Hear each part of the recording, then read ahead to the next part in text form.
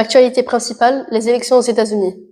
Les élections présidentielles aux États-Unis sont un événement majeur qui attire l'attention du monde entier.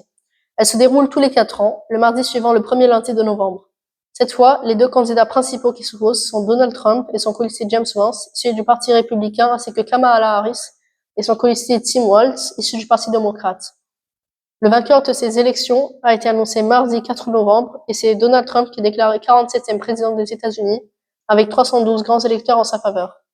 Donald Trump a remporté tous les swing states ou États pivots en français, tandis que Kamala Harris repart avec 226 grands électeurs, réalisant le score le plus bas d'un candidat progressiste depuis 3 décennies. Rubrique en bref. D'où vient la fête d'Halloween? Halloween, célébré le 31 octobre, vient d'une ancienne fête celtique appelée Samhain. Les Celtes pensaient que cette nuit-là, la frontière entre les vivants et les morts était très fine, permettant aux esprits de revenir sur Terre. Avec le temps, cette fête est devenue Halloween que nous connaissons aujourd'hui. La tradition est de se déguiser en quelque chose d'effrayant afin de pouvoir faire passer les esprits. Généralement, les adultes donnent beaucoup de bonbons aux enfants. Actualité en bref, le projet Inktober. Inktober existe déjà depuis 15 ans. Il a été créé par Jake Parker, un créateur de comics américain. Le terme Inktober vient de ink qui signifie encre en anglais et d'October, le mois dans lequel se passe l'événement. En quoi cela consiste?